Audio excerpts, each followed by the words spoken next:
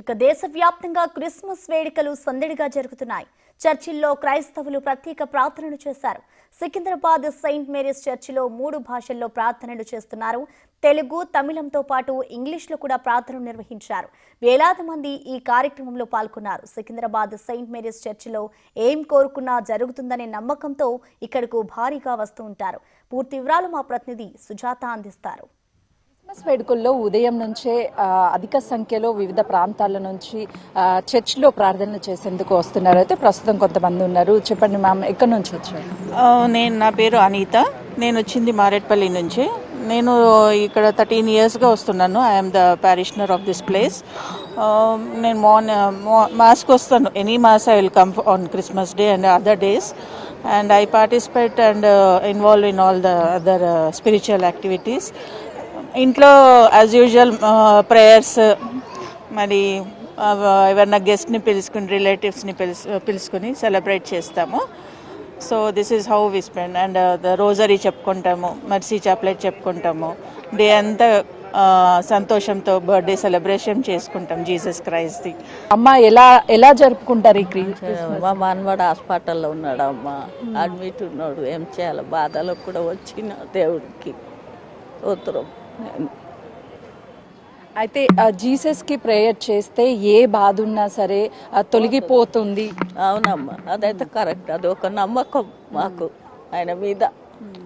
అంటే ఇప్పుడు బాబు హాస్పిటల్లో ఉన్నాడు, తగ్గాలి అని చెప్పేసి ప్రేయర్ చేస్తాం. అవునమ్మా, మా ప్యారస్ ఇదే.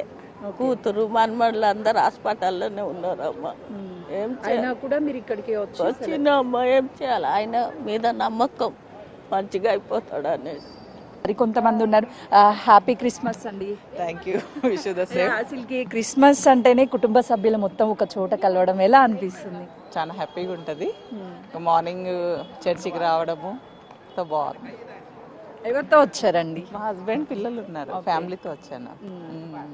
అంటే రెగ్యులర్ గా బిజీ షెడ్యూల్ ఉంటుంది, జాబ్స్, ఎవరు బిజీలో వాళ్ళు ఉంటారు. ఈ రోజు ఒకే వేదిక మీద అందరూ కలిసి హ్యాపీ క్రిస్మస్ అని చెప్పుకొని టైం స్పెండ్ చేయడం ఎలా అనిపిస్తుంది? చాలా హ్యాపీగా ఉంటుంది. ఈ రోజు 31st నైట్, న్యూ ఇయర్ రోజు చాలా హ్యాపీ అనిపిస్తుంది. అంటే చర్చికి వస్తే ఒక మంచి పాజిటివ్, అది అలా పీస్ఫుల్గా అలా ఉంటుంది.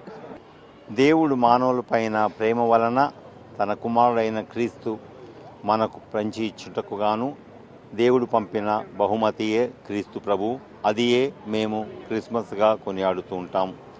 ఈ సందర్భంగా దేవుడు తన ప్రేమ వలన ఈ లోకములో శాంతిని స్థాపించుటకు, సమాధానము పంచుటకు, ప్రేమను పంచుటకే తన కుమారుడైన క్రీస్తు ద్వారా ఈ లోకానికి మనకు వచ్చి ఉన్నారు.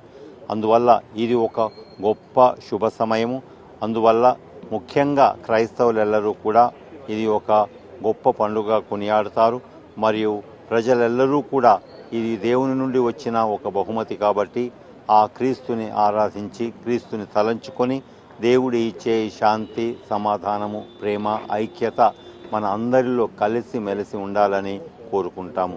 కుటుంబ సభ్యులతో టైం స్పెండ్ చేయడంతో పాటు వివిధ ప్రాంతాల నుంచి వచ్చినటువంటి వాళ్ళంతా కూడా ఇక్కడ ఒక వేదిక మీద ఉండి ఎంతో ఘనంగా ఈ క్రిస్మస్ వేడుకలను జరుపుకుంటారు. కెమెరామెన్ శ్రీనుతో సుజాత, సికింద్రాబాద్ చర్చ్.